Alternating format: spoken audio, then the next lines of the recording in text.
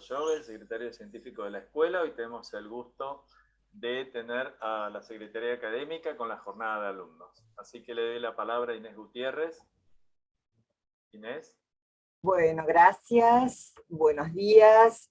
Soy Inés Gutiérrez, soy la secretaria académica de la Escuela Argentina de Psicoterapia para Graduados y la coordinadora de las carreras de la Escuela de Posgrado en Psicoanálisis de la Universidad de La Matanza. Y bueno, hoy tengo el gusto de recibirlos en esta actividad tan importante para nosotros como es la jornada, donde los alumnos y las alumnas presentan los trabajos que han elaborado en los seminarios, ya sea de la maestría en psicoanálisis o de la especialización en psicoanálisis con orientación clínica en adultos. Estas dos carreras son las que tenemos en convenio la Asociación Escuela Argentina de Psicoterapia y la Universidad de La Matanza.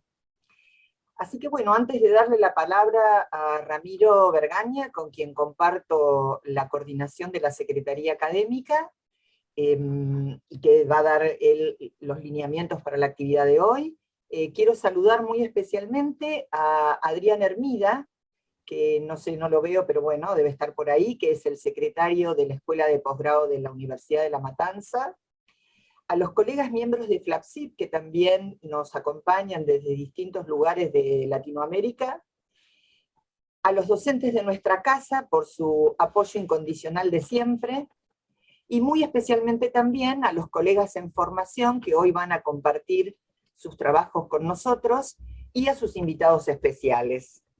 Así que bueno, Ramiro, cuando quieras, empezamos. Bueno, buenos días a todos y a todas. Es una alegría, como siempre, estar coordinando la jornada de alumnos y alumnas. Ya llevamos varios años haciendo esta actividad. Yo llevo más de 10 ya coordinándola, así que para mí es un trabajo como muy gratificante el poder empezar a mostrar las producciones de nuestros alumnos y alumnas de todas nuestras carreras, tanto maestría, especialización, niños, ¿no?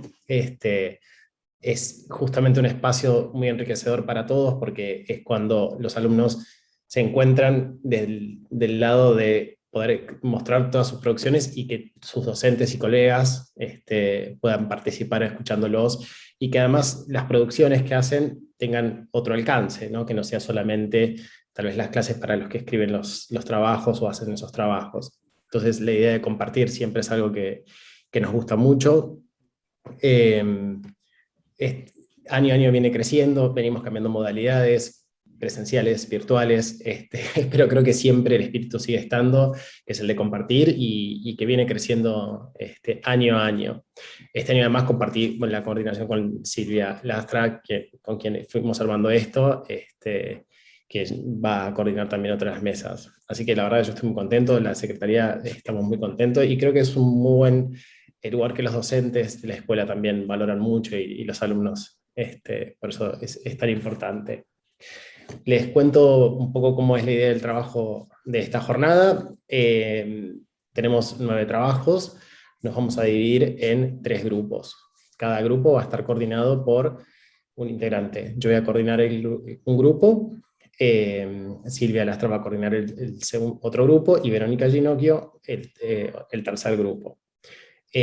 Cada uno de esos grupos nos vamos a subdividir ahora, mágicamente con el Zoom, y la idea de trabajo es, se van a leer las producciones de los alumnos, primero se va a leer, se va a comentar ese trabajo, y después, como en toda dinámica de los miércoles, se abrirá al público para poder generar un intercambio, preguntas y demás. Y unos 15 minutos volveremos todos acá para hacer una puesta en común y para poder, bueno, celebrar un poco el encuentro todos juntos, ¿sí?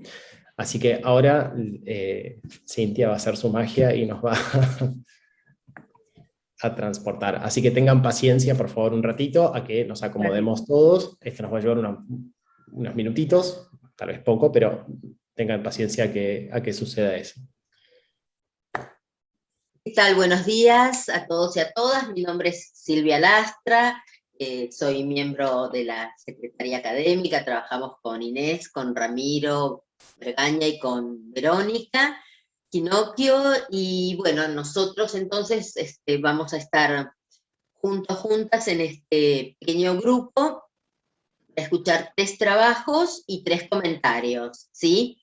Entonces, la organización que vamos a tomar es, vamos a escuchar un trabajo, el comentario sobre ese trabajo, pasamos al trabajo siguiente, hacemos esta dinámica, y después abrimos al intercambio, ¿sí? Las preguntas, los comentarios, las referencias, las intervenciones que tengamos ganas de compartir en este espacio, ¿sí?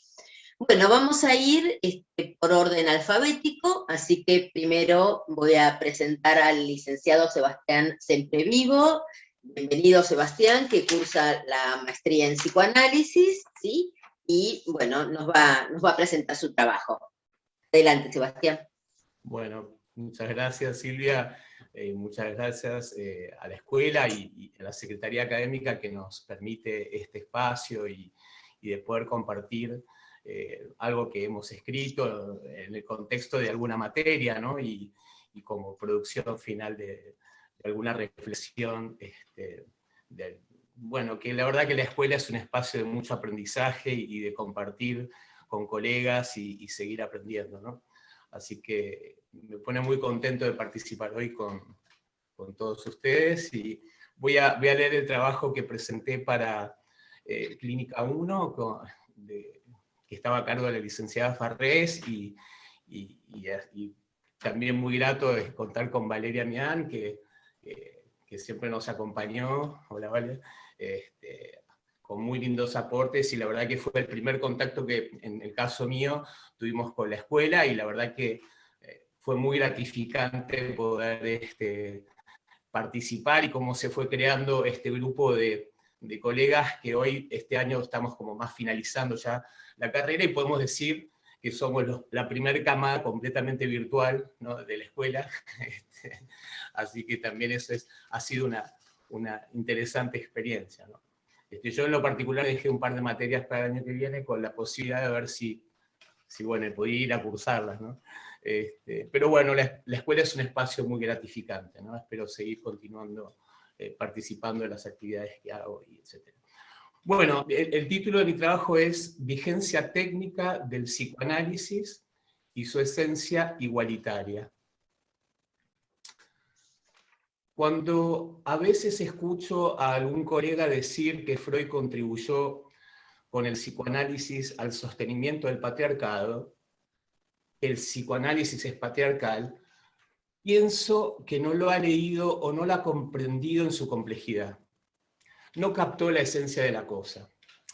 Desde ya que el psicoanálisis es menester ser revisado desde una perspectiva de género, sin lugar a dudas, y de hecho esto hoy ocurre, y seguramente evolucionemos a un psicoanálisis revisitado, más inclusivo tal vez. De hecho, para mí el psicoanálisis es fundamentalmente inclusivo. Sin pretender defender lo indefendible, y al modo de un ejercicio de elaboración y reflexión, en este caso intentaré expresar de qué manera en lo fundante mismo del psicoanálisis, como técnica en sus albores, se encuentra el germen de la igualdad. Podemos decir del sujeto del inconsciente, de un ser hablante. Para tal fin tomaré algunas ideas y aspectos del historial clínico de Freud y Elizabeth Ferrer, y luego lo pondré en perspectiva con alguna viñeta clínica propia a los fines de establecer la vigencia de la técnica psicoanalítica de hace más de 120 años. Elizabeth von Erre. Sin entrar en los detalles del historial de Elizabeth para no aburrir, me interesa destacar los 3 momentos del análisis, simplemente haciendo referencia que el primer momento es el de la hipnosis como técnica, y frente al fracaso de la misma, la técnica del apremio, la de ejercer el artificio de la presión sobre la cabeza. A partir de ahí se inaugura el segundo periodo del tratamiento, en el que Freud le pide a Elizabeth que diga qué pensamientos surgían al evocar la primera emergencia de dolores en la pierna. dice Freud, lo puse en práctica exhortando a la enferma a comunicarme puntualmente todo cuanto en el momento de la depresión emergiera ante su visión interior o pasara por su recuerdo. En este punto del tratamiento, Freud percibe que mientras su paciente iba haciendo estas asociaciones, despertando recuerdos, el dolor se incrementaba hasta alcanzar un pico y disminuía al decir lo esencial y decisivo. Se da cuenta entonces que si los dolores continuaban, era porque había algo todavía no dicho.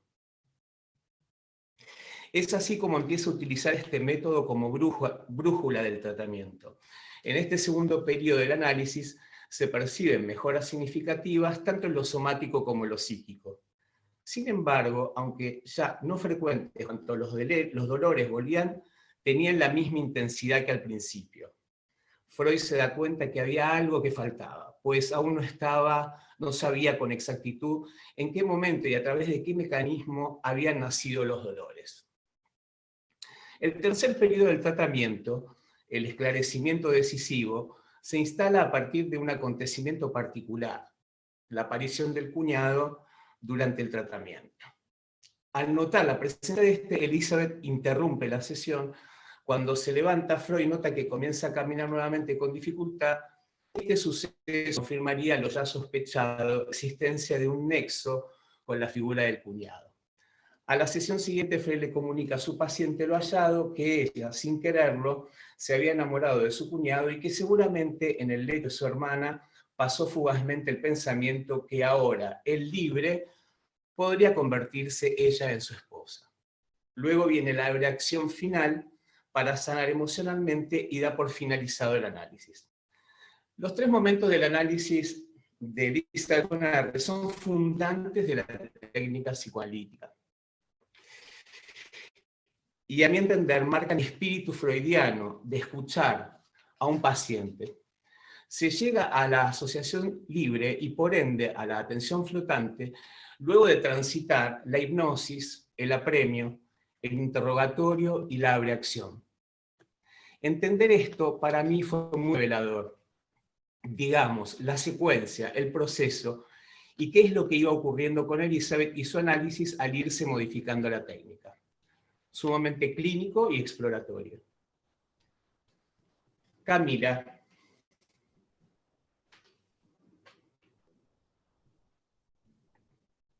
Camila es una paciente de 37 años con la que venimos trabajando hace 1 año y medio. Al momento de consulta, refiere gerente de capacitación y desarrollo de una importante multinacional. Vive sola y no está en pareja.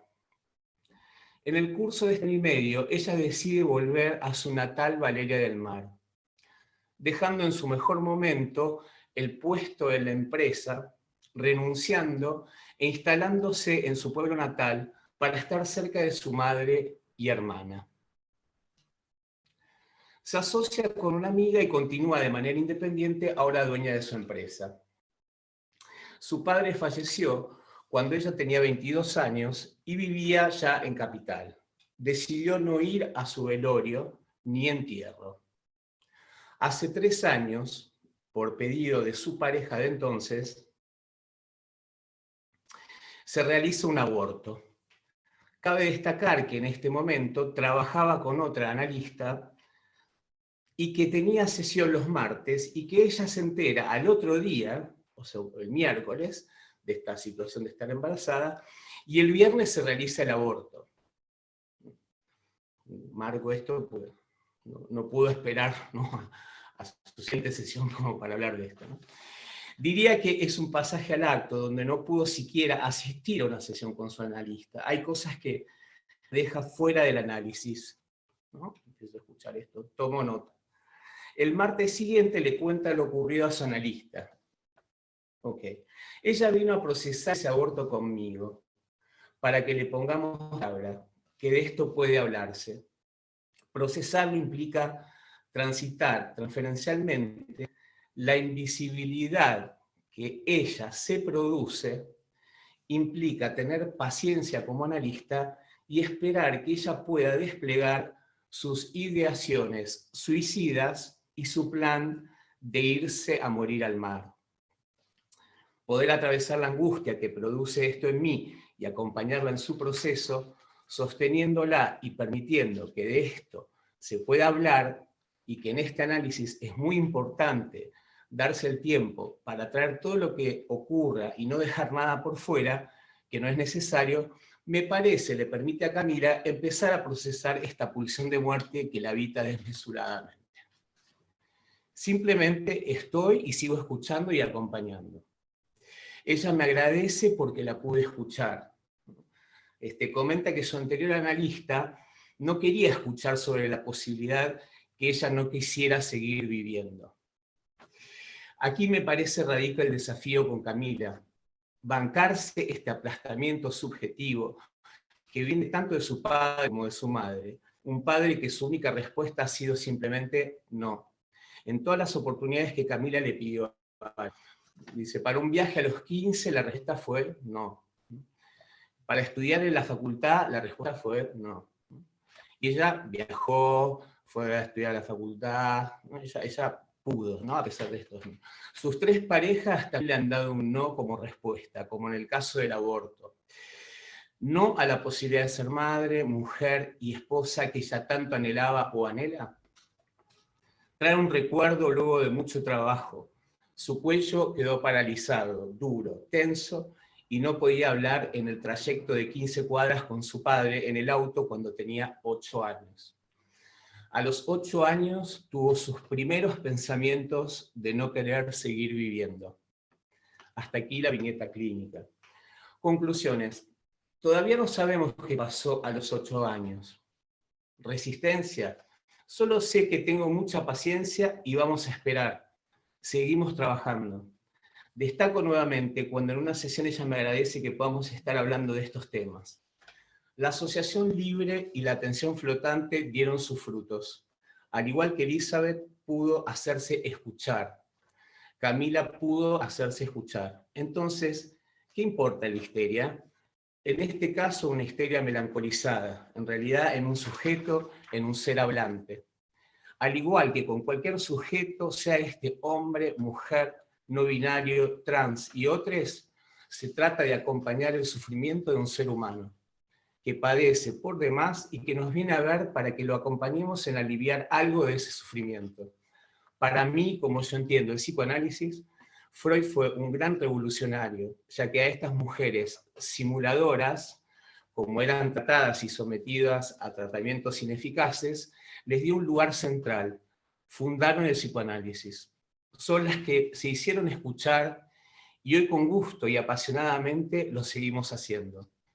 Al igual que somos nosotros escuchados por nuestros analistas, esencialmente igualitario. Bueno, muchas gracias, Sebastián.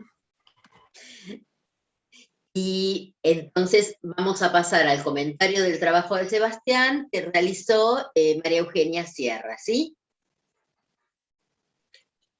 No, Silvia, lo realizaba yo, Ah, porque la cadena era, sí, era vos eras la última y entonces con Sebastián, perfecto, gracias, sí. Nadina Tawil, entonces.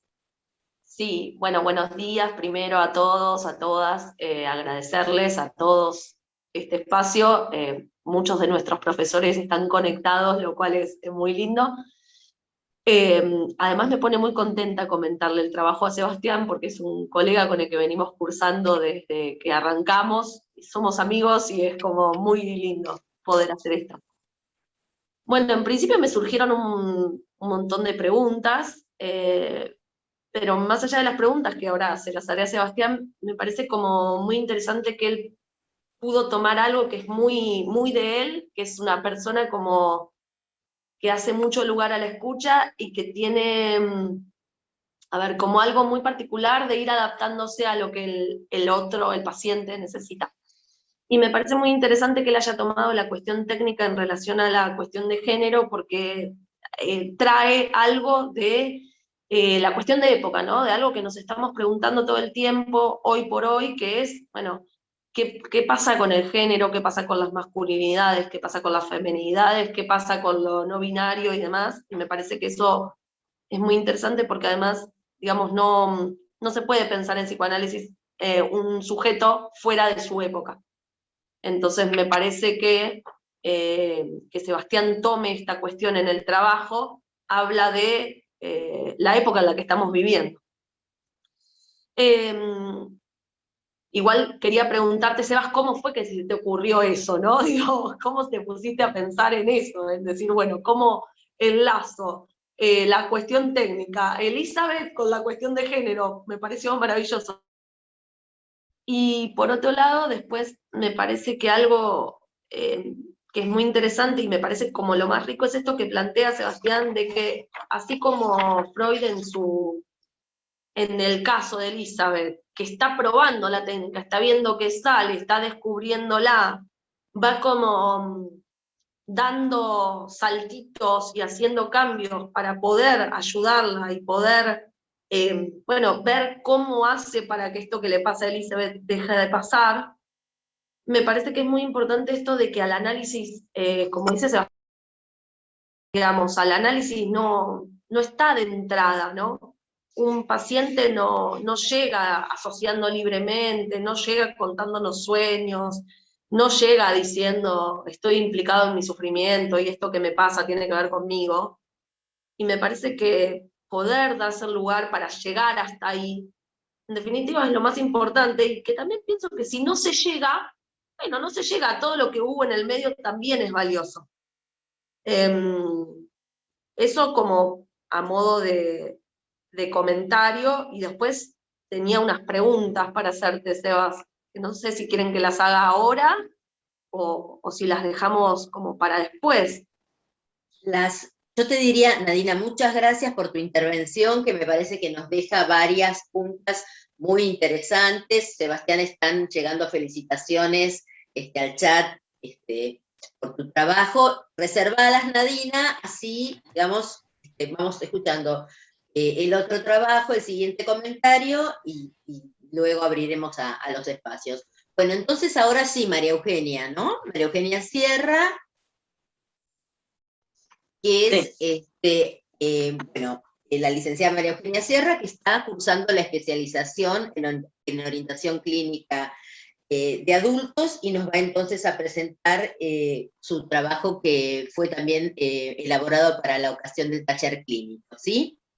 Exactamente. Bueno, bienvenida, María Eugenia. Adelante. Muchas gracias. Fue elaborado para el taller clínico que hice con la profesora Perla Frenkel, que está acá presente, y es un gusto que esté y que nos esté escuchando el resto de los profesores. El trabajo es el siguiente. Dice, algunas consideraciones de una joven analista Lego sobre el trabajo analítico.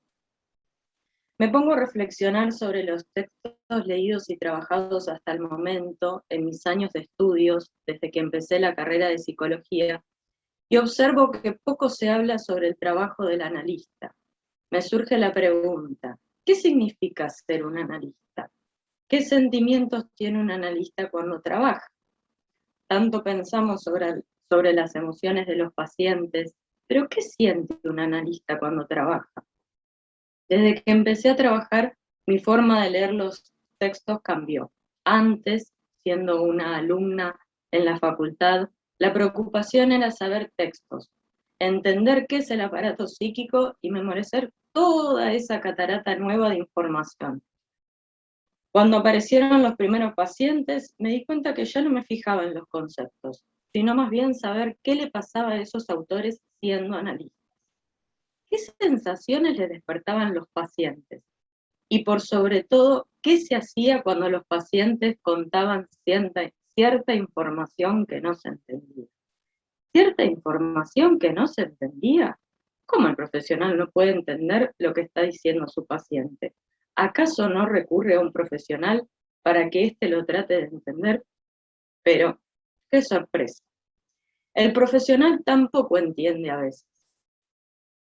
Con el tiempo de escuchar más pacientes, me di cuenta que la respuesta es que esa escucha y ese entendimiento muchas veces lleva tiempo. Tiempo y paciencia. Es necesario evitar apresurarse. dar por entendido y por supuesto algo. Se necesita apertura. Esa misma paciencia y apertura de pensamiento y análisis que muestra Freud en sus textos. Él tiene la habilidad de preguntarse, para que en la búsqueda de una pregunta empezar a preguntarse más y más. Más que cerrar y definir, parece que se aleja de la pregunta buceando sobre interrogantes nuevos. Esos interrogantes nuevos nos hacen llegar a lugares desconocidos, mostrando otros espacios desconocidos por el propio paciente. Soportar la espera de una respuesta o soportar la incertidumbre de no tener respuesta son desafíos que forman parte del trabajo analítico, tanto para el paciente como para el analista. Darse tiempo a escuchar y pensar para luego volver a escuchar lo nuevo que surgió es parte de la tarea. Recuerdo que Freud en el texto Pueden los legos ejercer el análisis, explicando el trabajo con la transferencia, refiere que de parte del analista se requiere 4 habilidades: la destreza, la paciencia, la calma y el autosacrificio. Acá se va aclarando un poco más la pregunta del principio, es decir, que por momentos, si pensamos en la aclaración que hace Freud, el analista puede sentirse intranquilo, apresurado, nervioso o torpe. Y esto debido a muchos factores que pueden ser propios del analista, sus puntos ciegos, su propio inconsciente, otra a tratar en supervisiones y análisis personal, o por el material expresado por el paciente en forma de transferencia.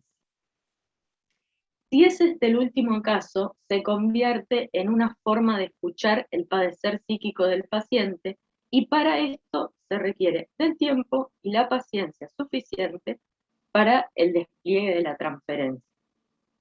Los pacientes poco saben de la transferencia, sin embargo, los más avanzados pueden darse una idea con el tiempo. Hay un cierto número de pacientes que muchas veces llegan con la demanda de la resolución inmediata, por angustia, por desesperación o por estar inmersos en un contexto de velocidad. Freud en varios textos ya nombró la necesidad, tanto por parte de los médicos como de los pacientes, de acortar los tratamientos y de los resultados inmediatos.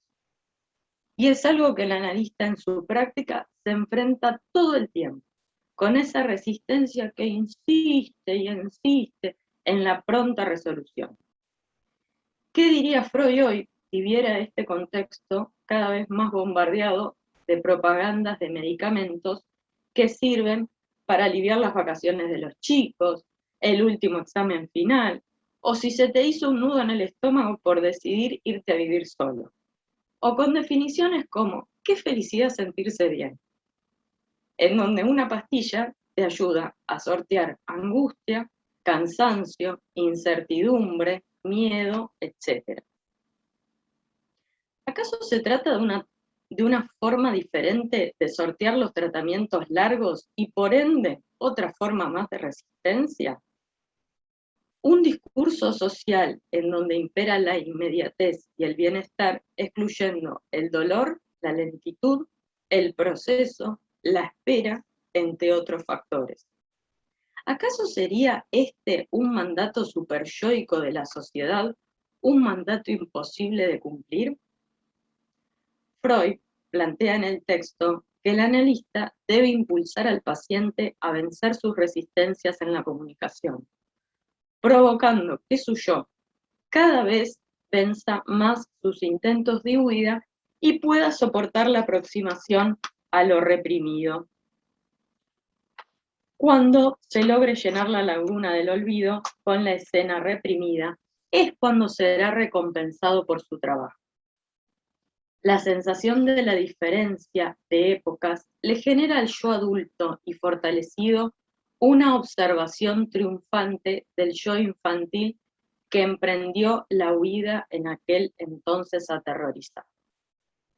la elaboración psíquica requiere tiempo.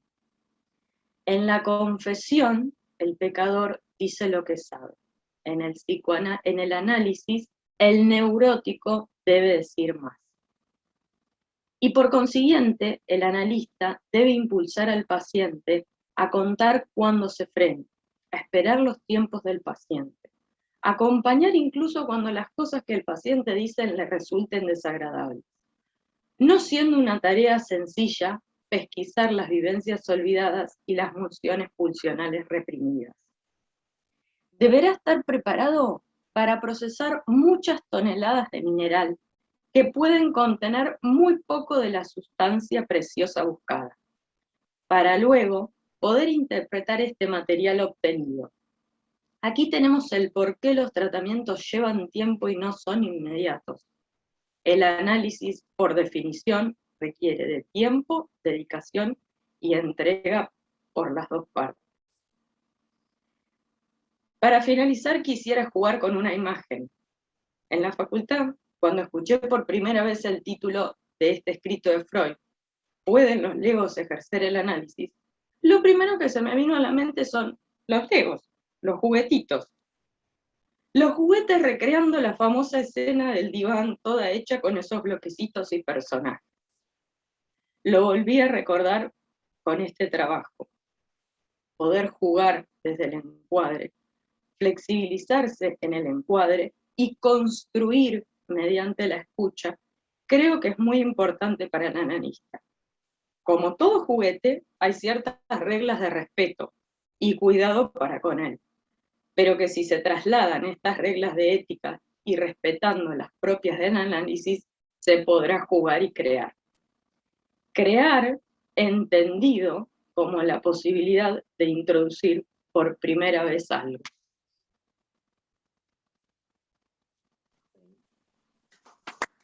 Gracias, María Eugenia. Bueno, hay también felicitaciones y varios comentarios. Un comentario que lo voy a leer ahora porque me parece muy lindo, de Cintia Chatril, que transmitía la emoción, digamos, de compartir el momento, de escuchar a los colegas, alumnos, alumnas. Así que bueno. Bueno, Sebastián, a ver, si no me equivoco, te toca a vos, ¿no es cierto? El comentario sí. de María Eugenia. Sí. Dale, adelante entonces. Sí.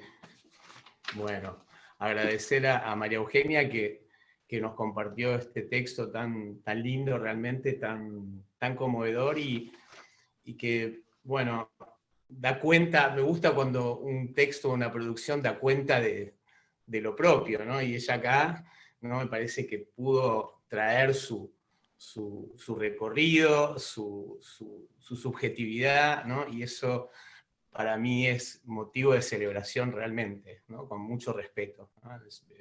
Me encanta que una colega pueda compartir, y me encanta cuando los colegas pueden compartir algo de lo más propio, ¿no? En ese sentido, bueno, a mí me llevó, entre otras cosas, a volver a leer el texto de Freud, ¿no? ¿Pueden los legos ejercer el análisis? Que siempre es muy interesante poder volver a un texto y en función de lo que plantea este texto particular de María Eugenia, revisitarlo y repensarlo. Así que estuve muy conectado con esto de las habilidades del analista, ¿no? Que un poco ese texto también nos invita a eso. Creo que es muy interesante el contexto, ¿no? de ese texto, porque además como subtítulo tiene diálogos con un juez imparcial, ¿no? Y sabemos que esto, voy a leer un poquito lo de Streich en su introducción apenas, dice: en el primer semestre de 1926 se inició en Viena una causa judicial contra Theodor Reich, ¿no? Miembro prominente de la Sociedad Psicoanalítica de Viena, que no era médico. Basándose en informaciones de una persona a la que había tratado psicoanalíticamente, se le imputó transgredir una antigua ley austríaca contra el curanderismo, que declaraba ilegal el tratamiento de pacientes por alguien que no tuviese el título de médico. Freud intervino al punto enérgicamente. En rigor ya venía defendiendo la posición de Reich y del análisis ejercido por los legos desde 1924. En una carta inédita que escribió a Abraham el 11 de noviembre de ese año le decía: el fisiólogo Jurek, miembro jerárquico del Consejo de Salud y como tal dotado de alta autoridad oficial, solicitó mi opinión sobre el análisis ejercido por Legos. Se la di por escrito y luego discutí el tema con él, y esto dio lugar a un amplio acuerdo entre ambos. Pese a dicho acuerdo, el Consejo Municipal de Viena prohibió oficialmente a Reich, al parecer, la práctica del psicoanálisis en febrero del 25, ¿no? Y bueno, me parece que es muy rico el texto de cómo Freud le explica, ¿no?, al juez de todas las vicisitudes del psicoanálisis, un texto del 26, donde ya hay mucho de su avance teórico bastante, como ya, bastante desarrollado, y donde Freud comunica un estilo muy, muy lindo, ¿no?, en este texto.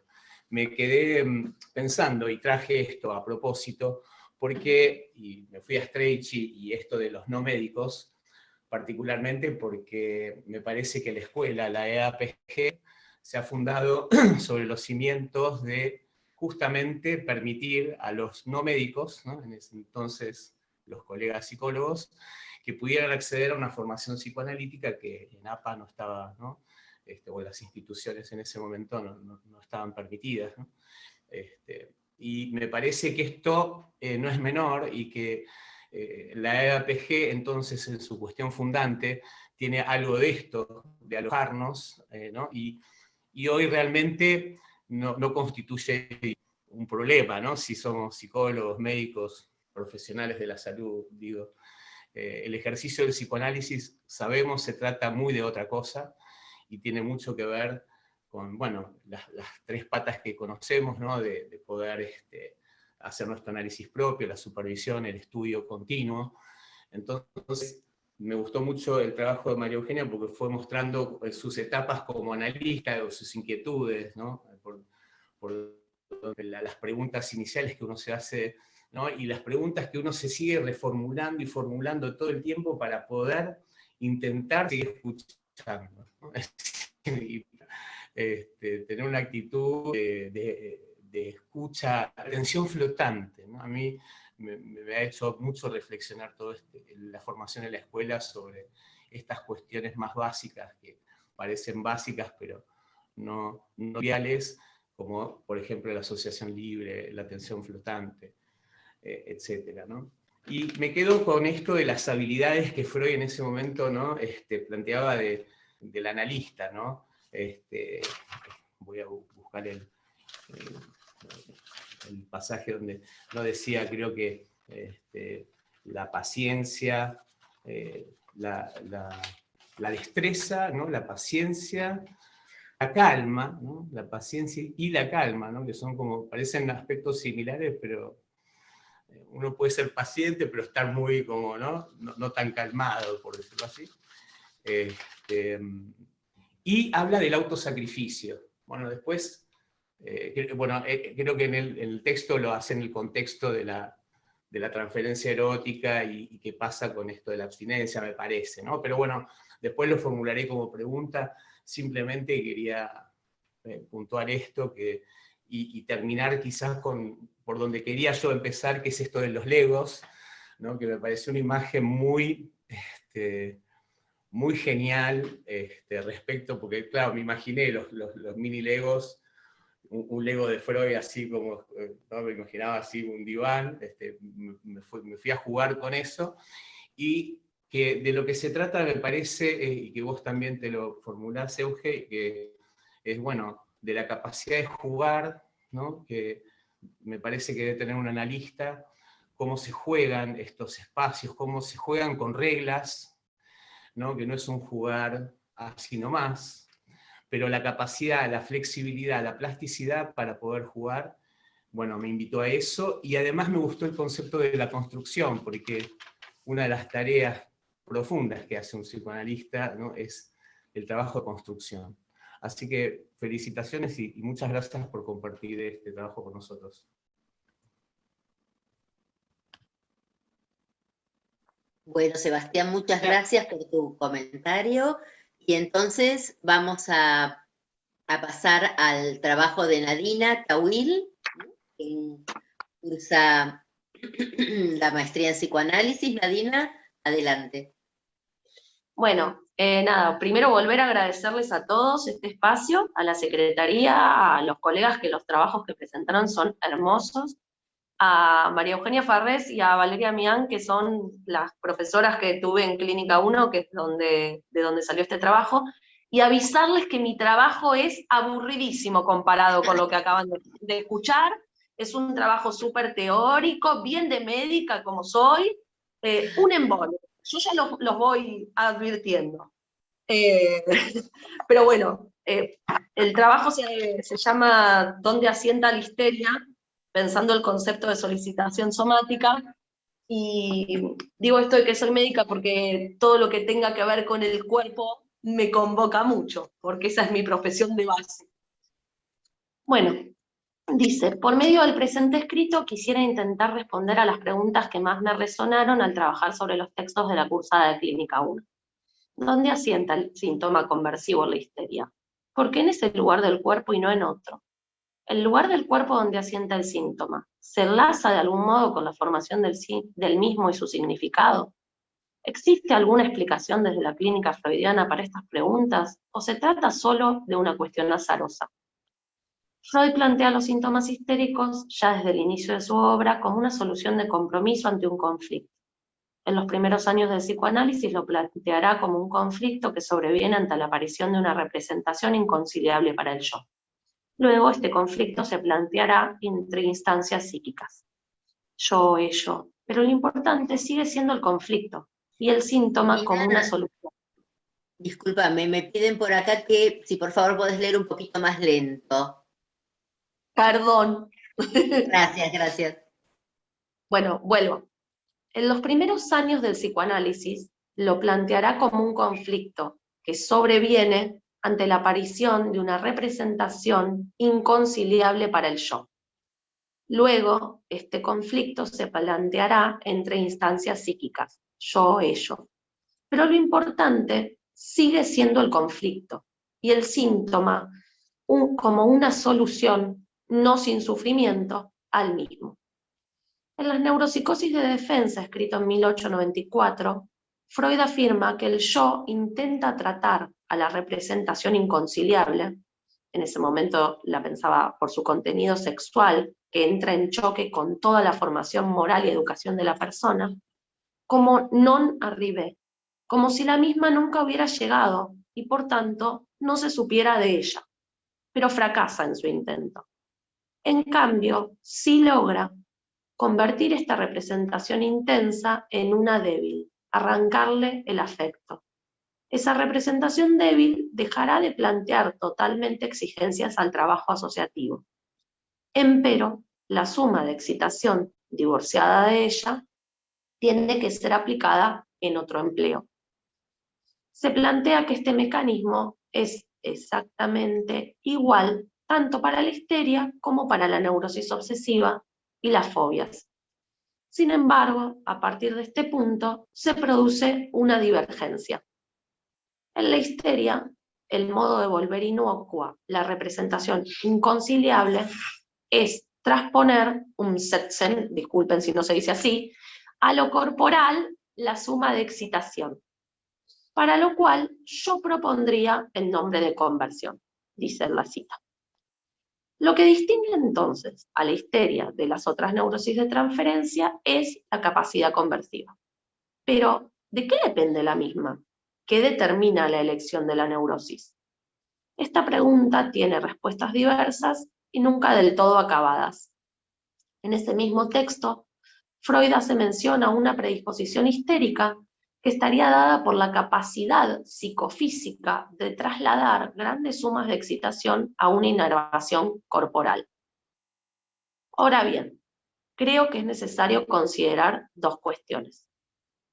Por un lado, ¿cuáles son aquellas representaciones que pueden tornarse inconciliables y entonces podrían provocar la aparición del síntoma histérico? Y por otro, ¿qué implica esa predisposición histérica? ¿Y cómo se entrama para dar lugar a los síntomas?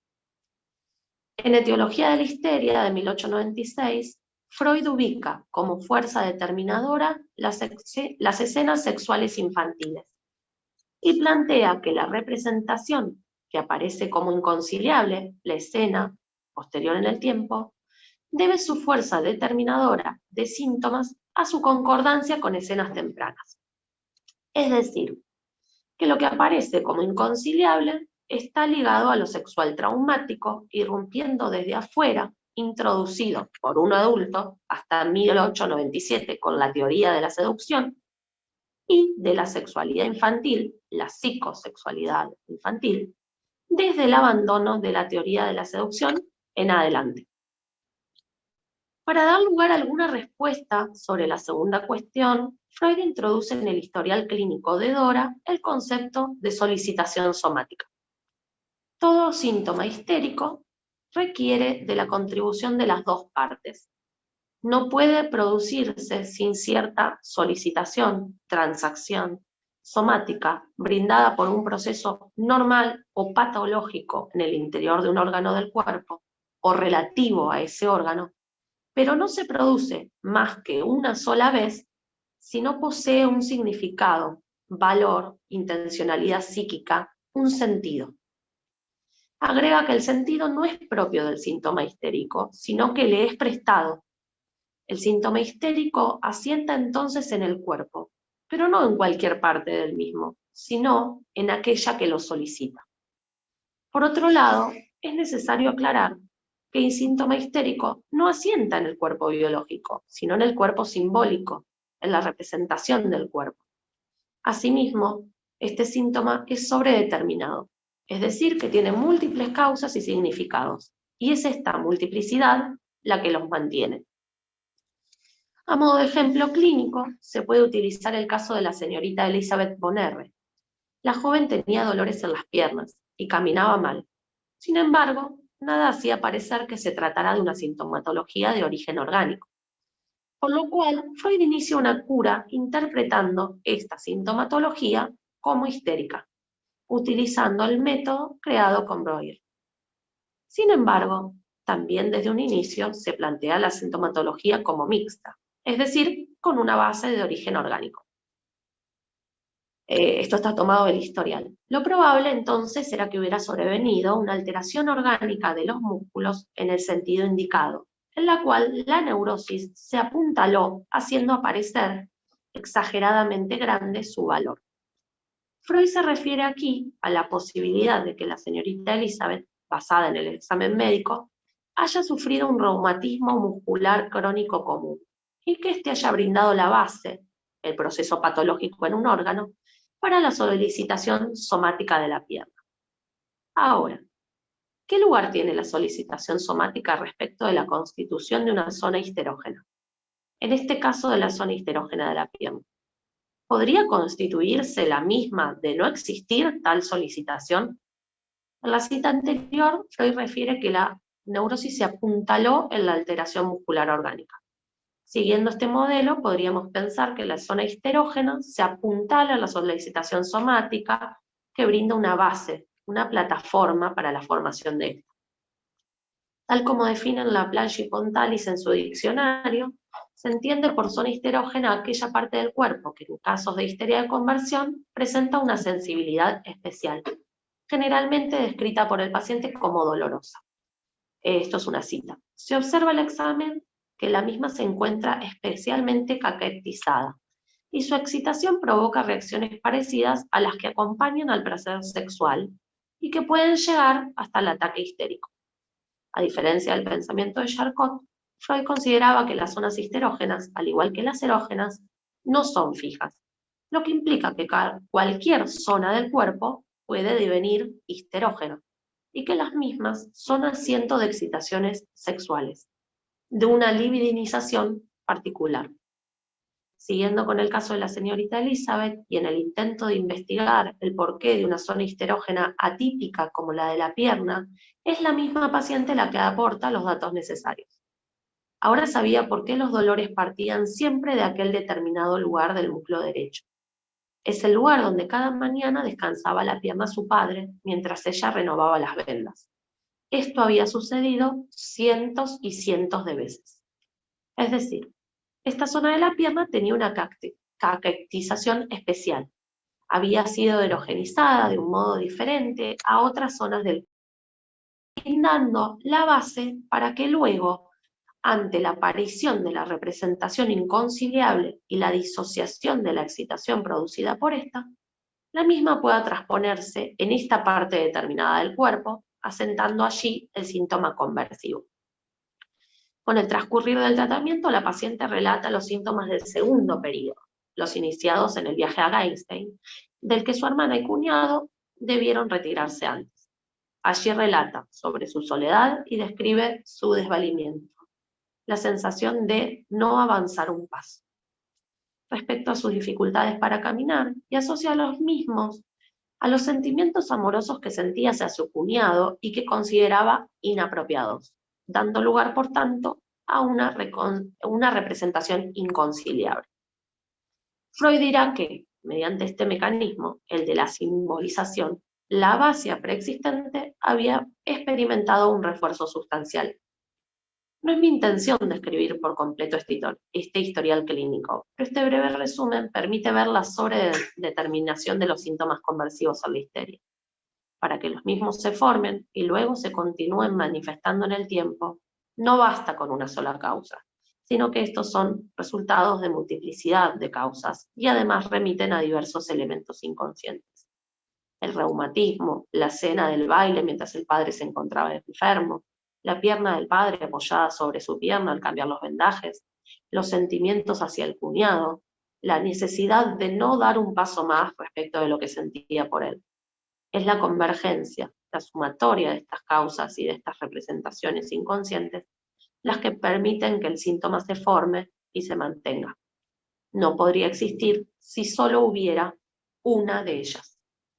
Respecto al mantenimiento del síntoma, creo importante resaltar que es el sentido psíquico del mismo el que lo generó. ¿Se habría mantenido la dificultad de Elizabeth para caminar si en uno de esos sentidos posibles este no le hubiera impedido dar un paso hacia su cuñado, ir hacia él? Quisiera retomar por último la cuestión de la relación entre la solicitación somática y la formación de la zona histerógena. En una nota al pie, en el primero de los 3 ensayos de 3 ensayos para teoría sexual, se hace mención a la primera aparición del término zona erógena, y cómo el mismo fue creado por analogía con el de zona histerógena. Como sabemos, una de las características de la sexualidad infantil es el apuntalamiento de la misma en funciones corporales necesarias para la sobrevivencia, y las zonas del cuerpo utilizadas para estas funciones, la boca, el ano, están predestinadas para convertirse en zonas erógenas privilegiadas. Ahora bien, a pesar de este privilegio, cualquier zona de piel o mucosa puede prestarse para convertirse en una zona erógena. El niño chupeteador busca por su cuerpo y escoge algún sector para mamárselo con fruición. Después, por acostumbramiento, este pasa a ser el preferido.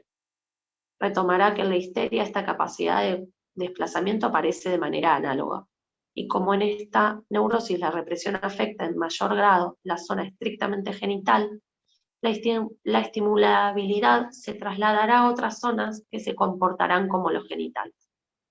Refiere que las zonas erógenas e histerógenas poseen las mismas características. ¿Podemos pensar entonces que las zonas histerógenas se constituyen en parte por acostumbramiento, por reiteración del estímulo, como la zona de las piernas donde Elizabeth apoyaba la pierna de su padre durante el cambio de las vendas, o por apuntalamiento en una cierta solicitación somática? Y a pesar de esto, otra vez, volvemos al principio. ¿Qué fue primero?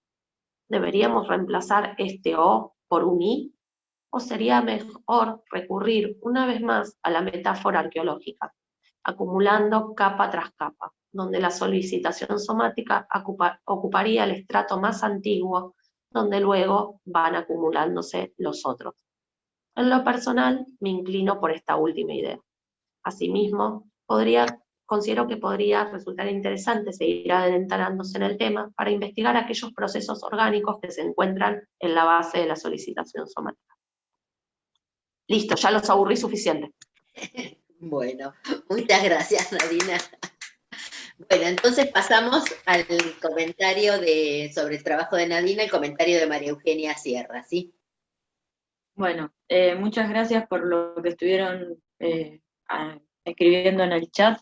Me tomo este minutito para agradecer eso y sus comentarios tan cálidos. Y con respecto al trabajo de Nadina, lo leí y fui corriendo al historial de Dora. Me convocó a Dora y a pensar algunas cuestiones. Creo que es importante también, y por ahí estoy un poco más contaminada por el trabajo mío y por haber leído ¿Pueden los legos ejercer el análisis? Creo que Nadina se está haciendo algunas preguntas como Freud en su primera etapa, esto de ubicar algunas partes, algunas cuestiones anímicas en relación al cuerpo. Pero también ya a la altura de los legos no se hace tanto estas preguntas, y en legos hace una aclaración muy interesante que, como hizo la aclaración Nadina al principio de la exposición, como que cada profesión, cada carrera tiende a unilateralizar y pensar desde una perspectiva. Y me parece que acá, en la aclaración que ella muy bien hace en su trabajo, el síntoma histérico no asienta en el cuerpo biológico, sino en el cuerpo simbólico.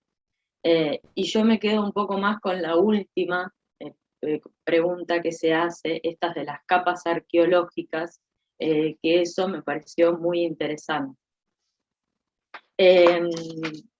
Y llegué a esto de que me parece interesante, porque mismo en el historial de Dora está este párrafo que Freud nombra, que dice: en todas las psiconeurosis los procesos psíquicos son durante un buen trecho los mismos. Solo después entra en cuenta la solicitación somática, que procura a los procesos psíquicos inconscientes una salida hacia lo corporal. Cuando este factor no se presenta, el estado total será diverso de un síntoma histérico, pese a lo cual es afín en cierta medida, tal vez una fobia o una idea obsesiva. En suma, un síntoma psíquico. O sea, que le aparece la solicitación somática, ahí le hace apoyatura, y después el sentido de ese síntoma es el que sigue haciendo la repetición. Que creo que es eso lo que hay que escuchar y lo que hay que pesquisar. A ese sujeto, ¿cuál es el sentido de ese síntoma?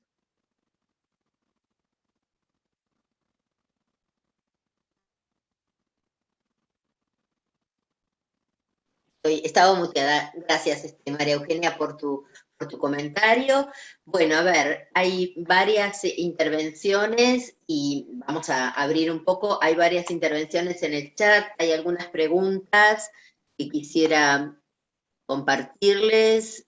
Bueno, felicitan, Nadina dice que no se aburrieron con tu trabajo, que resulta muy interesante para pensar. Y, a ver, quería... acá hay de Cintia Chantril, una pregunta para Sebastián. A ver. Una pregunta que es: ¿qué te hizo llevar a pensar en Freud igualitario? ¿Cómo llegaste a esos nexos tan interesantes? Por un lado, esa pregunta para Sebastián. Para María Eugenia, qué importante resaltar el tiempo de trabajo necesario para lograr el oro, ¿no? Lacan dice que cuando comprendemos no analizamos, por lo que me gustaría que, si querés, retomes esta idea de la importancia de sostener la incertidumbre, bueno, y que le gustaron y le conmovieron los trabajos. Se me va algo. También había otra pregunta. María Eugenia Farrés. Sebastián señaló los cambios en el método freudiano como necesarios para que Elizabeth pudiera desplegar su discurso. Entonces, te pide si nos podrías contar un poco acerca de tu caso, si también hubo cambios en tu posición o en tu forma de escucha. Bueno. A ver. Bueno. Listo, hasta acá de todos modos queda abierta la posibilidad del intercambio. Sebastián, ¿querés empezar vos? Bueno, Dale. bueno, un poco respondiendo a esto del Freud igualitario, creo que no, realmente me ha pasado mucho esto de participar en espacios donde se postule mucho de psicoanálisis y género, y en la misma escuela tiene propuestas de seminarios. Yo estoy haciendo el seminario con Graciela Coan y con Ramiro y Julieta los sábados, ¿no? Que es un sábado mensual donde estamos indagando sobre estos textos, y a mí me parece que siempre me impresionó mucho Freud respecto a su actitud investigadora, ¿no? Como que realmente es algo que creo que es la transmisión para mí más importante que nos deja Freud respecto a, más allá de, bueno, de todo el contenido teórico que no, ni hablar, pero digamos, su actitud, y que él lo escribe además, ¿no? Un poco como decía María Eugenia, bueno, Nadina es poeta y es escritora, entonces por eso también cuando alguien decía por ahí, che, pero si escribís así como médica, bueno, creo que escribe así no solo por médica, sino por poeta, que siempre nos alegra el alma también con sus historias y también con su profundidad, ¿no? Cuando alguien lee como Freud, que era un gran lector, ¿no? Se comió bibliotecas importantes, ¿no? Digo, hasta los textos, pensaba los textos culturales, ¿no? Todos los desarrollos que ha hecho, realmente impresionantes, ¿no? Entonces, en ese sentido, me parece que el texto de Elizabeth von Arre trae esta cosa del desarrollo de la técnica, un poco lo que también me preguntaba María Eugenia, ¿no? Respecto a los momentos, ¿no? Y él nos muestra esto, también nos podría dar una síntesis más acabada como hizo en los Legos, ¿no? Así digo, donde él es más, dice esto es esto, se lo explica un juez, ¿no? Pero en esos momentos creo que la transmisión es para justamente los Legos, ¿no? Para decir, che, miren, fui por acá, no pude, no me sirvió, esto no fue.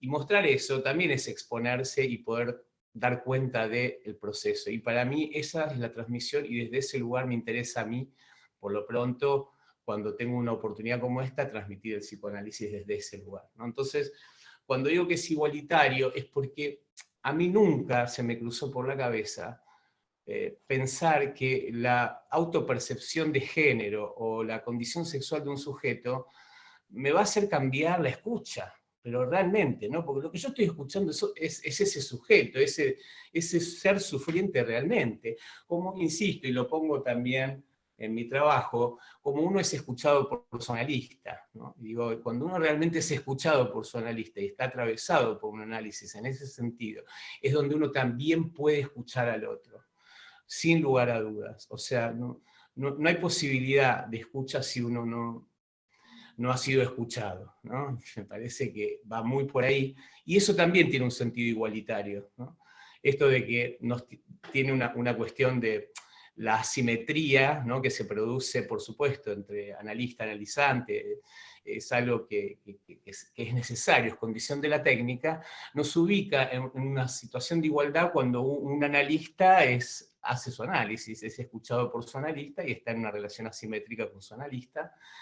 Y esto es lo que permite la escucha, ¿no? Entonces, jugaba con un poco de eso, lo de género, porque me parecía que Freud ha sido muy criticado, ¿no? Por cuestiones de género y por sus casos clínicos, que está bien que uno puede decir, digo, hoy puede, con la lupa de hoy, ¿no? ir viendo qué pasaba, ¿no? Está bien. Ahora, para mí fue profundamente revolucionario, es decir, que las histéricas que eran internadas y sometidas a tratamientos de hidroterapia y atadas y consideradas unas locas, simuladoras, él fue a escuchar.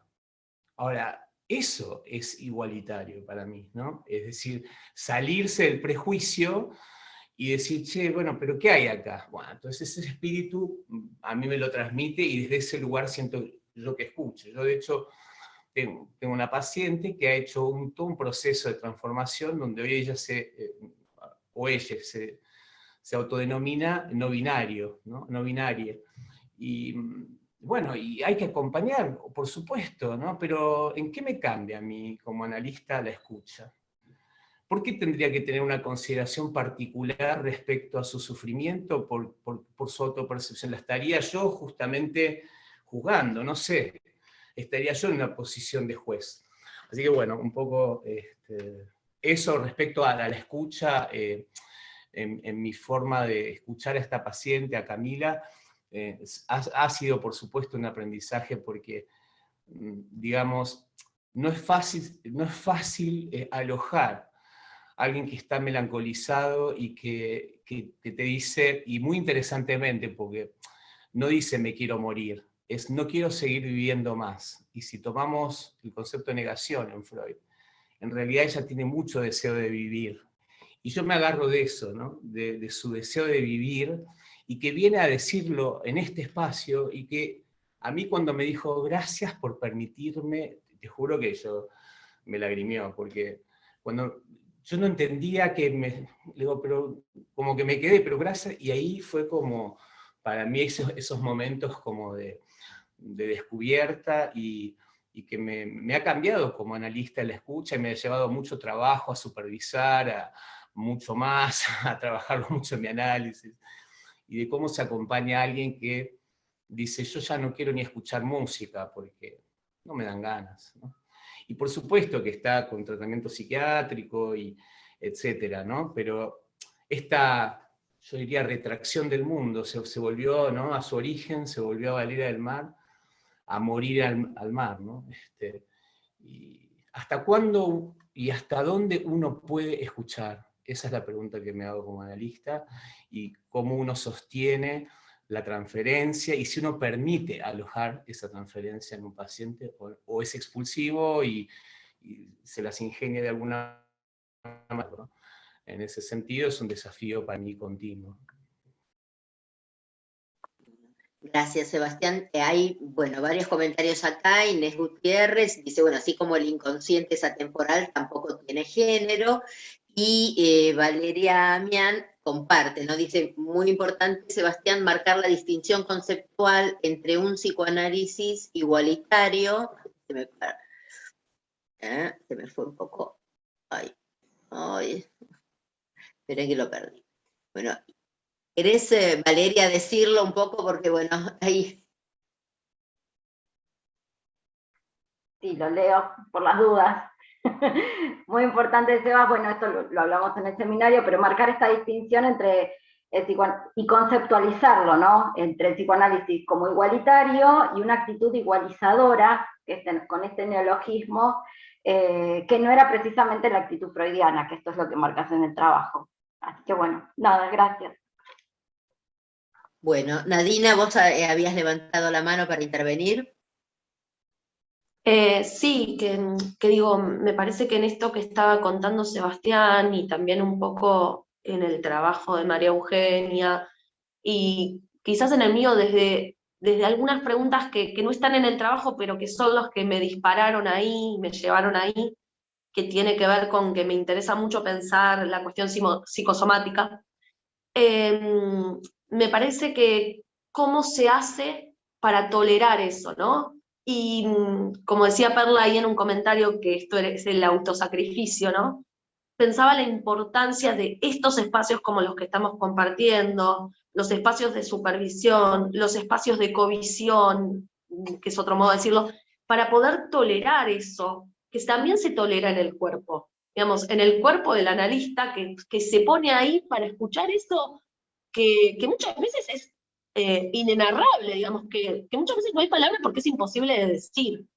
Entonces pensaba en esto, ¿no? En cómo nos sostenemos para poder sostener a un otro que está sufriendo de esa forma, con esa intensidad. Y también se me generaba la pregunta, ¿no? En un momento del trabajo Sebastián dice algo de los impulsos suicidas, cómo tolerar como esa ideación suicida.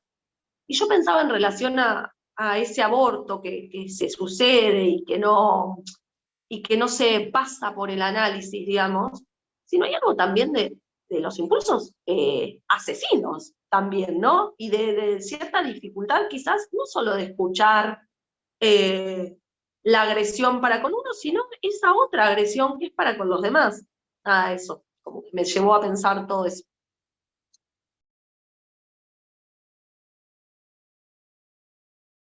María Eugenia Sierra, había quedado algo pendiente en relación al tema de los tiempos, digamos, que vos habías desplegado también en el trabajo, que Cintia te había preguntado, como para si lo retomabas o te explayabas un poquito más.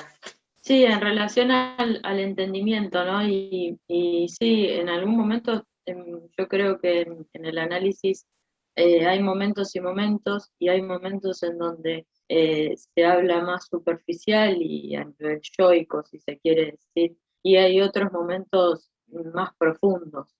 No son todos los momentos iguales,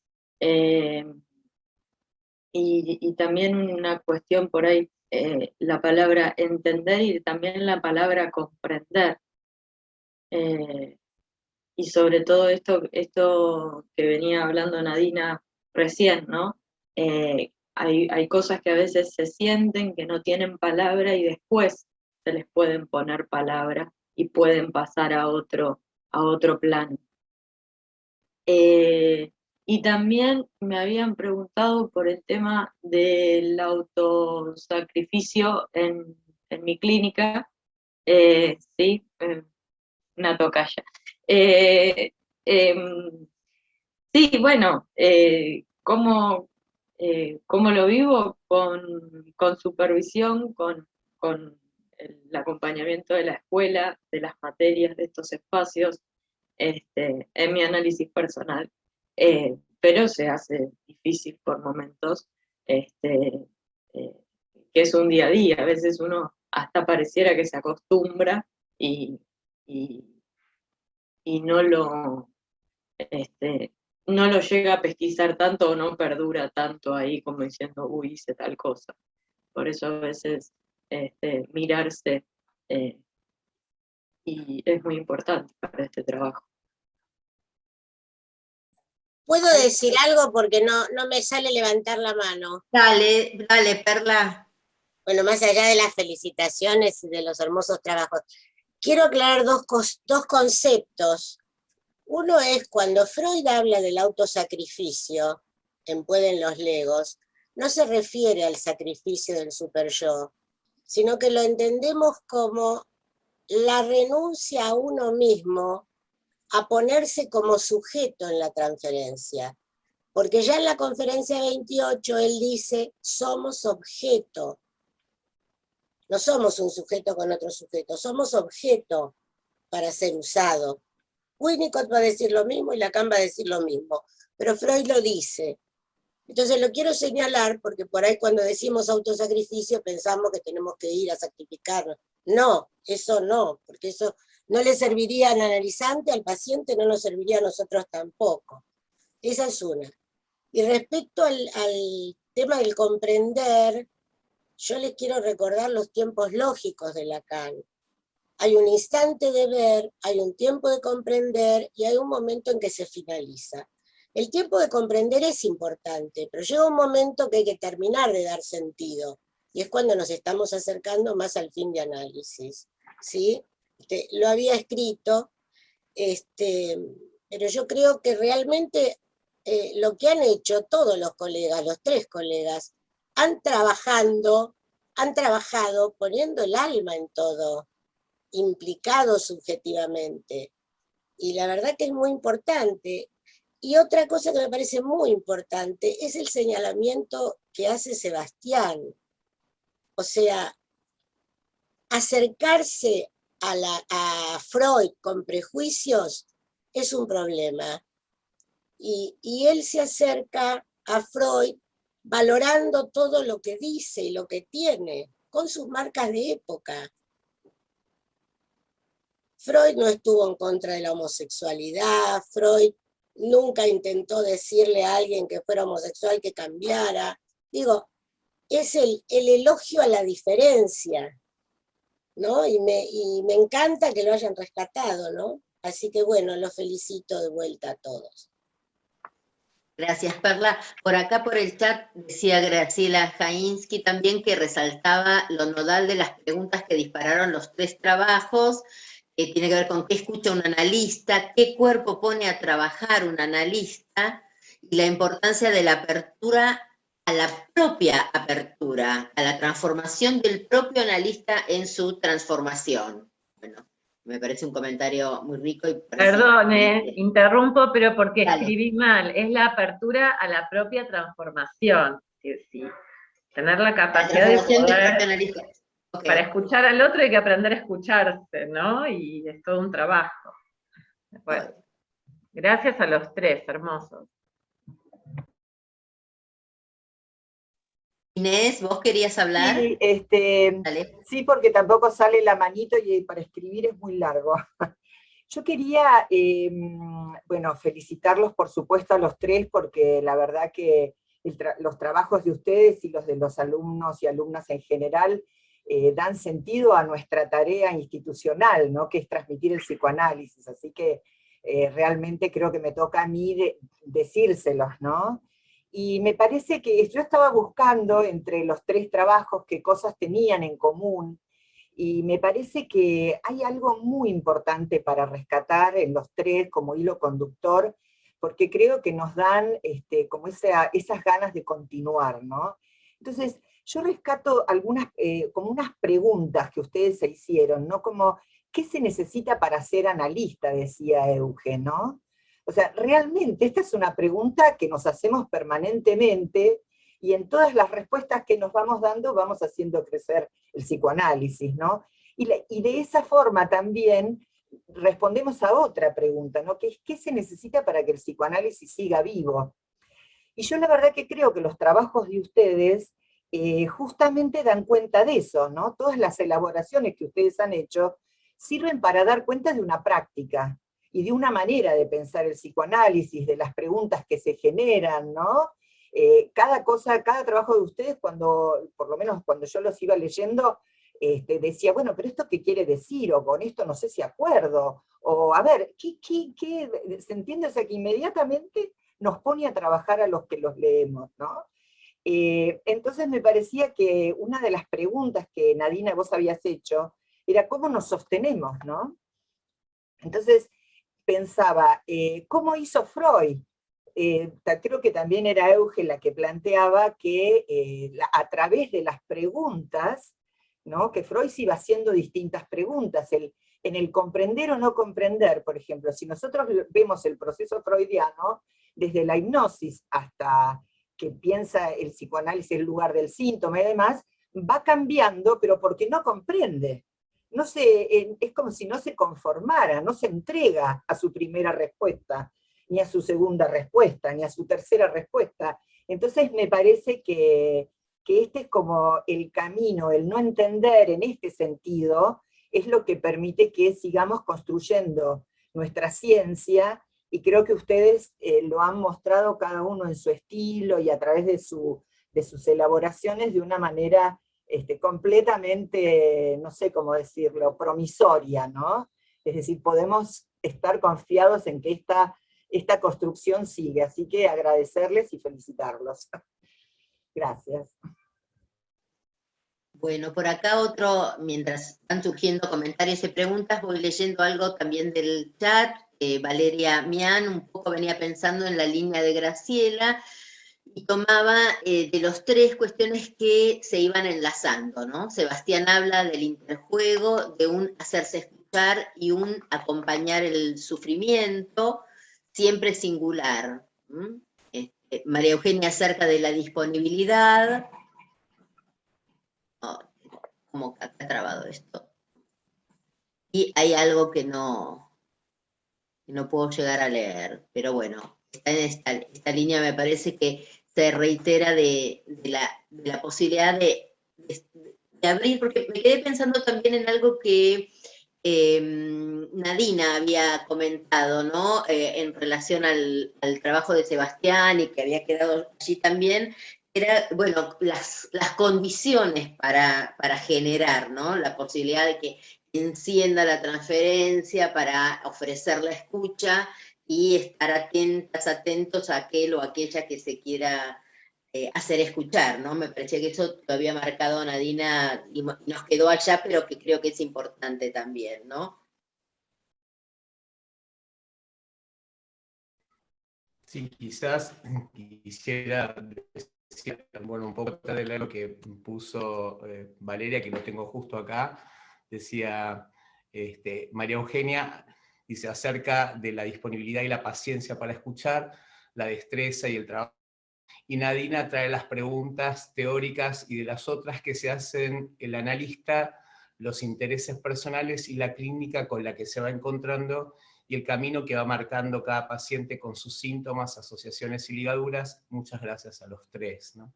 Bueno, agradecerle a Valeria, agradecerle a Perla, a Inés, bueno, tan lindos comentarios, y que creo que lo enriquecedor es esto, ¿no? De uno siendo por ahí una lista más lego, escuchar a algunos que tienen más recorrido, ¿no? Y que siempre pueden aportarnos miradas que nos hacen repensar, así como quizás nosotros también hacemos por ahí a reflexión o a pensar cosas nuevas, ¿no? Así que bueno, eso. Gracias.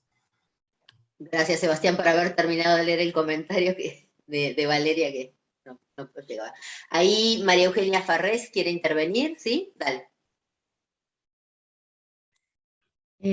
No, quería que no se quedara como sin leer una pregunta que yo tenía para Nadina, que me parece que por ahí está bueno que también circule, ¿sí? La leo porque la tengo ahí en el chat, así, ¿viste? Puse, Nadina, me encanta que hayas ubicado el apuntalamiento como fundamental en el historial, y no solo en el historial, de ahí en más. El apuntalamiento es un concepto que a mí particularmente me gusta mucho, ¿sí? Y me parece súper útil para pensar un montón de cosas. Y después, ahora sí, me quedé pensando en la relación entre tu trabajo y el de Seba, ¿sí? ¿Crees, jugando un poco con la cuestión, que algo hubiera cambiado en el síntoma de Elizabeth, y agregaría, y en su asentamiento corporal, ¿sí? Si Freud no hubiera puesto la oreja y hubiera mirado a los Charcot como estaba en esa época? Es así, retórico, ¿no? Para seguir jugando un poco, Nadina. Yo te voy a contestar, Mario, hola, por cierto. Hola chicos, ¿cómo andan? Algo que me parece que, a ver, voy a intentar citar a Foucault, voy a intentar. Digo, no, porque digo, la medicina originalmente era una clínica de la escucha y se convierte en una clínica de la mirada. Digo, originalmente, digo, lo griego, además, lo que se hacía era escuchar a los pacientes. Entonces, me parece que en ese punto, Freud trae la novedad de un modo particular de escucha, pero que retoma como lo esencial de la medicina, que es escuchar a una persona que sufre, y que después se hace como un cambio epistemológico y la medicina se convierte en ver. Pero eso es como una deformación a mi gusto de ver de la medicina, y Foucault lo plantea así, ¿no? Como, bueno, el paso de la clínica de escucha a la clínica de la mirada. Entonces, seguramente hubiera cambiado, seguro, para mí seguro hubiera cambiado, no sé cómo hubiera cambiado, pero me parece importante eso, digo, que en ese acto de escuchar como escuchó, del modo en que escuchó, inauguró una ciencia, inauguró una teoría, inauguró una técnica, pero se volvió al origen de la medicina. Y a mí eso siempre me parece muy, muy interesante, y no sé si leyeron un libro de Yvonne Bordelois, que se llama La escucha del cuerpo. Bueno, Yvonne Bordelois es una lingüista, pero que le interesa mucho el trabajo con las palabras, y este libro, La escucha del cuerpo, retoma todas las palabras en medicina, ¿no? Como estar en guardia y demás. Y se plantea algo que es, ¿por qué terapeuta queda solo para los profesionales ligados a la salud mental. Cuando terapeuta era una palabra que se usaba en Roma, que era terapeuos, para aquella persona que acompaña en el sufrimiento a otro. Digo, terapeuos era un modo de nombrar a los médicos. Entonces me parece muy interesante eso. Digo, Freud estaba haciendo lo que sabía hacer y sobre eso le puso su creatividad, que me parece es lo más brillante. Gracias, Nadina. Aprovecho que tengo el micrófono abierto. Me encantaron los 3 trabajos, los felicito. Bueno, 2 ya los había conocido. A vos, Euge, no te conocía. Me encantó lo que escribiste. Bueno, nada. Los re felicito a todos, che, divino. Bueno, gracias, María Eugenia. Gracias. Y Cintia Chantril está pidiendo la palabra. ¿Te desmuteás, Cintia? Sí, perdón. La verdad es que estoy muy, muy conmovida. Ya saben que yo soy así emotiva, y vernos a todos acá en esta pantalla me ha movilizado un montón, porque yo vivo quemándole la cabeza a los alumnos que escriban, que produzcan, que presenten, que parte de la formación que nosotros aspiramos a darles es la posibilidad de lograr un escrito, una producción para intercambiar con otros, y que no dejen de tomar esa apuesta que les brinda la escuela, ¿no? Ahora cuando me encuentro en la fiesta, como en este momento, donde los escucho a ustedes produciendo, habiendo sido organizados por la Secretaría Académica, con Perla acá, atenta a nuestros comentarios y siguiéndonos, casi como conteniéndonos, ¿no? En un espacio académico, con mucha, qué sé yo, atención y calidez, y los trabajos que han hecho ustedes, que para mí son el resultado, como ponía acá, del intercambio con sus profesores y sus compañeros, realmente me alegra y me conmueve, porque me pregunto qué estaba haciendo yo el martes cuando les leía a ustedes lo que decía Alejandra Pizarnik, para que entiendan de la melancolía, ¿no? Como si hubiera sido necesario. Ahora los escucho con estas producciones tan profundas y tan apuntaladas en el sufrimiento humano, y cómo sostenerse ahí, cómo poder tolerar esto, que digo, bueno, cómo se resignifica toda la situación que planteamos el otro día de la melancolía tan cruel, ¿no? Y cómo reaparece este punto en este espacio con tanta naturalidad, digamos, que puedan hablar de las cosas más ásperas de la clínica con esta frescura y esta espontaneidad, para mí es una gran producción, y me alegra que estemos acá pudiendo presenciarlo e intercambiarlo. Muchas gracias. Gracias, Cintia. En relación a una línea que vos venías trayendo, Graciela Jainsky nos comparte por el chat, ¿no? Que comentando también las palabras de Nadina, que bueno, que escribir la tesis, que es un trabajo de elaboración conceptual, que es denso e importante, aunque a veces pueda tornarse aburrido, ¿no? Pero Graciela siempre promoviendo la escritura de la tesis. Y, a ver si llego a leer. Aníbal Repeto, Sebastián rescata que si los dolores continúan es porque hay algo todavía no dicho. Podemos tomar esa frase para pensar que la teoría continúa doliendo, porque en ella sigue habiendo no dichos, que estos encuentros nos permiten rodear y así poder generar nuevos dolores que permitan nuevos rodeos. Bueno, allí. ¿Puedo decir algo? ¿Más levantaba la mano, Perla? Sí, yo los tengo que saludar, me tengo que ir, pero primero quiero decir 2 cositas. Una, que aprendí muchísimo de ustedes esta mañana, fue un lujo. Y respecto al tema de cómo va a seguir el psicoanálisis, lo había escrito, pero lo digo, ¿no? Me parece que con analistas como estos se fortalece la esperanza de la transmisión. Y lo último que quiero señalar es que para mí la escritura tiene que surgir del deseo. Y realmente veo que en los trabajos que se presentaron eso fue así. Así que una mañana de lujo, les mando un cariño a todos y muchas gracias. Gracias, Perla, por estar. Gracias, Perla. Gracias, Perla. Gracias, Perla. Muy bien.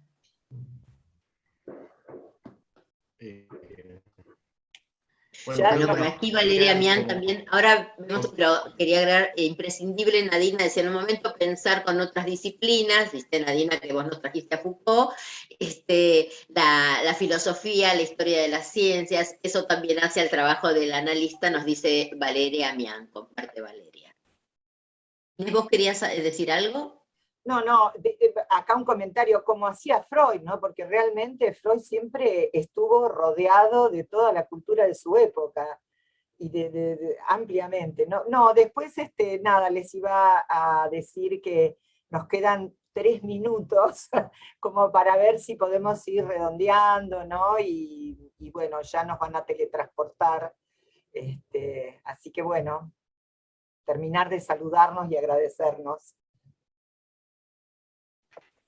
Sí, quería decir un poco, trayendo lo que pregunta o comenta Valeria, ¿no? que bueno, muy lindo también la mesa que tuvieron el miércoles anterior sobre psicoanálisis contemporáneo, no sé si fue el anterior o el anterior, pero que nos hace pensar, ¿no? Esto de más allá de la transferencia, ¿no? Los más acá y los más allá de algunas cosas, pensar, ¿no? Con Nadina jugamos un poco si podemos pensar y desarrollar lo que tenga que ver con el trans-psicoanálisis, y trans como significante, bueno, que está muy de época, ¿no? Pero trans en el sentido de la transdisciplina, ¿no? Quizás de Morán, o pensar qué pasa con las formulaciones psicoanalíticas y los distintos desarrollos de la escuela, que la escuela misma promueve, ¿no? De tener distintos espacios, de distintas visiones, a veces por ahí formalizar, ¿no? Estas cosas de las distintas corrientes, como para pensar un psicoanálisis mucho más abierto en la posibilidad de intervenir con un paciente, ¿no? Más allá de los estilos personales que son singulares. Bueno, no quería decir más porque quedan 2 minutitos. Bueno. Sí, yo recordaba la semana pasada, perdón, una cuestión, Nadina, que justamente Daniel Weinsbrod nos hablaba de los temblores del pensar, ¿no? Pero los temblores, digamos, con esta implicancia, ¿no? Con el trípode de la formación y esta implicancia del analista, de los analistas, que me parece que los 3 trabajos de diferentes maneras nos han transmitido y que está muy presente en este pequeño encuentro que hemos tenido. Sí, Nadina, querías... No, quería agradecerles a todos y a todas realmente el espacio, la posibilidad de hablar, de decir, y también cómo todos y todas han transmitido su conocimiento con tanta dulzura y con tanta generosidad. Me parece que eso no siempre se ve y que es una característica de la escuela que yo valoro muchísimo. Y que bueno, acá con Sebastián vamos a ver si armamos algo de transpsicoanálisis, que estamos pensando, así que por ahí después les proponemos algo. Súper provocador el nombre. Ya llama la atención. Eso le ocurrió a Sebastián, pero ya tenemos una idea ahí. ¿Qué quieren de nosotros? ¿Qué quieren hacer con nosotros? María Eugenia Sierra, querés... digamos, estamos por terminar, bueno, hablaron Sebastián, Nadina, ¿querés vos decirnos algunas palabras en este cierre? Gracias. Fue la primera exposición que hago, la primera vez me sentí muy cómoda, y comparto lo que dicen ustedes, súper alojador el espacio, y también para trabajar, y me voy enriquecida con el intercambio que tuvimos hoy. La verdad que Sebastián y Nadina, unos trabajos muy, muy, que provocan a pensar y a seguir construyendo. Bueno. Silvia, si te parece, antes de que nos teletransporten, un aplauso. Ah, sí. Hacemos el aplauso. Personal, digamos, para este grupo, ¿no? Después viene el aplauso general. Después viene el general, pero realmente un aplauso. Bárbaro. Re lindo, re lindo, re lindo. Muy bueno, gracias. Gracias por estar. Ya creo Nos van mandando directo, Inés, ¿no? Porque mirá que yo soy... Me parece que sí, que nos mandan directo. Una pregunta les quería hacer también. ¿Les gustó que estuvieran sus docentes? Porque fue una idea que pensamos, que los que habían escrito con tal y cual docente que tuvieran esa compañía. No sé si les pareció... Sí, muy lindo. Como para tomarlo como tema. ¿Eh? A la docente que los tiene ahora les encantó. Esa parte no me la acordaba. Docentes, yo tengo dos docentes acá. Te dijimos que este grupo era maravilloso, ¿eh? Te dijimos, te avisamos. Lo más. Cierto. Gracias a todos. Y nos están enviando ahora en un minuto. Nos mandan. Sí, acá dice. Y nos encanta que estén nuestros docentes, siempre. Claro, sí, eso. nos encanta. Además verlos de vuelta, porque a los chicos hacía bastante que no los veíamos, y sobre todo no los escuchábamos. Claro, Por ahí los leemos porque seguimos en contacto, pero re lindo. Gracias por el incentivo, gracias por los mimos, así que bueno, un placer. Muy bien. Te merece, te los merece, divino.